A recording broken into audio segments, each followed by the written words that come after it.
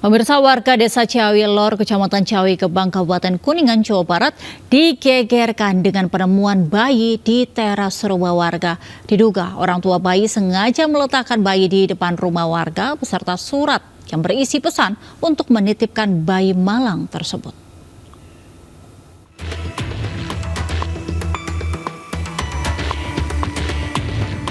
Bayi malang berjenis kelamin perempuan ini diduga sengaja dibuang oleh orang tua sang bayi yang menaruhnya di teras rumah warga. Desa Ciawi Lor, Kecamatan Ciawi Gebang, Kabupaten Kuningan, Jawa Barat. Bayi yang diperkirakan berusia 12 hari itu ditemukan warga pada pukul 1 Senin dini hari. Menurut warga yang menemukan bayi tersebut, awalnya mendengar tangisan bayi saat akan tidur dari arah luar rumah. Ia pun mencari sumber suara dan menemukan bayi malang dengan secari kertas dan pesan singkat lengkap dengan perlengkapan bayi. Hanya nitip itu anak,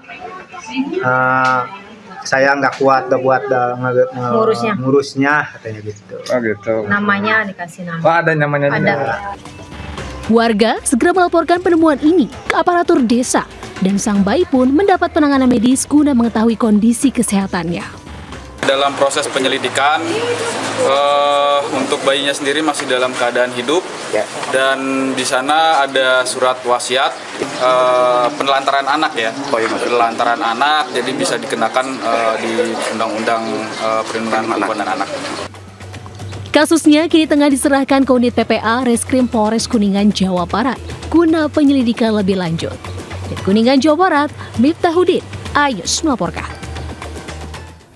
Dua orang pria pelaku sindikat pemalsu dokumen negara ditangkap kepolisian sektor Setiabudi, Jakarta Selatan.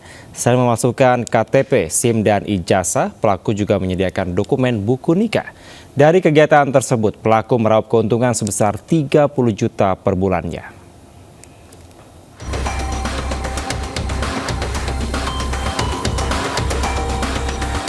Kedua tersangka sindikat pemalsu dokumen negara ini hanya bisa tertunduk usai diringkus unit reskrim kepolisian sektor Setiabudi, Jakarta Selatan.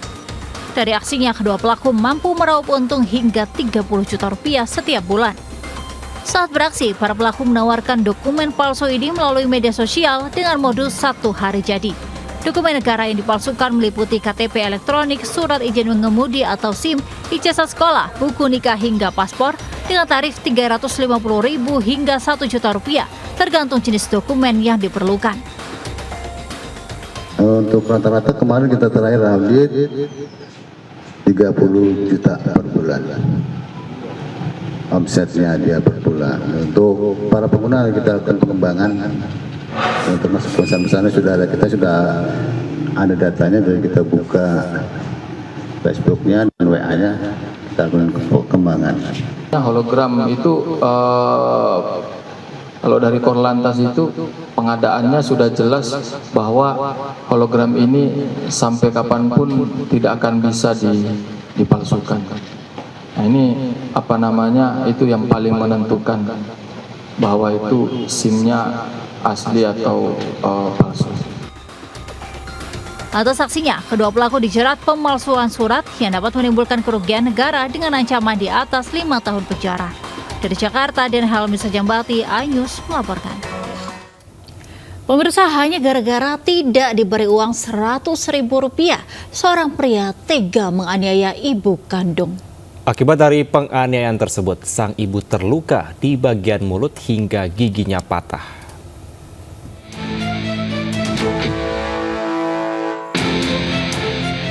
MT, pria 52 tahun ini diamankan polisi karena tega menganiaya ibu kandungnya, R, di Dusun Bola, Desa Bulu Kamase, Kecamatan Sinjai Selatan, Kabupaten Sinjai, Sulawesi Selatan. Pelaku nekat menganiaya hanya karena tak diberi uang yang diminta. Akibat penganiayaan, sang ibu terluka di bagian mulut serta 2 gigi patah dan harus mendapat perawatan medis. Kejadian berawal saat korban didatangi pelaku dan langsung meminta uang sebesar Rp100.000. Namun korban mengaku tak memiliki uang. Kesal permintaannya tidak dipenuhi, pelaku langsung memukul korban di bagian kepala dan wajah. Tidak terima dengan perlakuan anaknya, R pun langsung melapor ke polisi.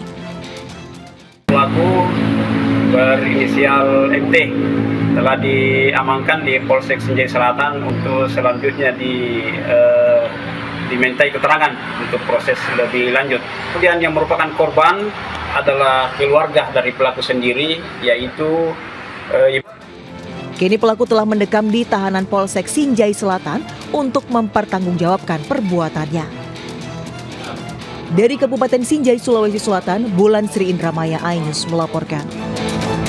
Kita awali informasi pertama. Pemirsa, berlatar belakang sakit hati, seorang warga di Magelang, Jawa Tengah nekat melakukan aksi pembakaran 2 buah sepeda motor milik istri sirinya. Ya, polisi pun berhasil meringkus 2 pelaku, yakni otak dan eksekutor pembakaran.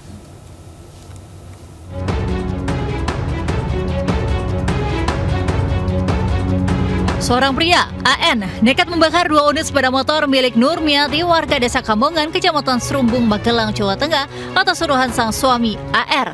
Diduga aksi pembakaran terjadi akibat AR sakit hati. Sang istri tidak pernah mengurus anak. Peristiwa ini terekam kamera pengawas. Usai mendapat arahan dari AR, AN nekat menyiram bahan bakar dan melempar sumber api ke 2 motor korban. Berdasar rekaman CCTV inilah Satuan Reskrim Polresta Magelang berhasil membekuk kedua tersangka saat berusaha kabur keluar kota. AR dan AN juga terjerat kasus pencurian sebuah mobil milik mantan kekasih AR pada April lalu. Petugas telah mengamankan barang bukti 2 unit bangkai sepeda motor, 1 unit minibus curian, 1 unit sepeda motor milik AN, dan 1 unit mobil tersangka AR yang digunakan sebagai sarana kejahatan. Ternyata pelakunya dan tersangkanya adalah nama AN, kemudian tersangka kedua adalah AR. Jadi AR adalah tersangka utama. Sakit hati kan? Sakit hati kenapa? Karena istri saya meninggalkan rumah, terutama anak saya yang umur 6 tahun dan berjalan 10 bulan tidak pernah kontak, tidak pernah menengok. Kini kedua tersangka mendekam di sel tahanan Mapolresta Magelang dengan ancaman hukuman 12 tahun penjara. Dari Magelang, Puji Hartono, iNews melaporkan. Pemirsa, kebakaran menghanguskan sebuah rumah dan barak 5 pintu di permukiman padat penduduk Jalan Mendawai, Kota Palangkaraya, Kalimantan Tengah. Upaya pemadaman oleh tim pemadam kebakaran terkendala akses jalan yang sempit. Kebakaran melanda permukiman padat penduduk di Jalan Mendawai, Kelurahan Palangka, Kecamatan Jekan Raya, Kota Palangkaraya, Kalimantan Tengah, Selasa sore. Kobaran api melalap sebuah bangunan rumah dan barak 5 pintu yang berkonstruksi dari material kayu. Warga sekitar yang mengetahui adanya peristiwa kebakaran panik dan khawatir api menjalar ke tempat tinggal mereka. Tim pemadam kebakaran yang tiba di lokasi terkendala dalam upaya memadamkan api.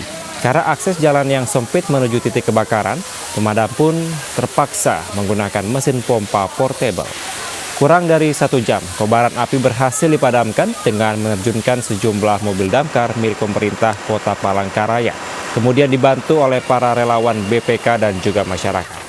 Menurut warga, api pertama kali muncul dari salah satu barak yang tengah ditinggalkan penghuninya, namun tidak diketahui penyebabnya.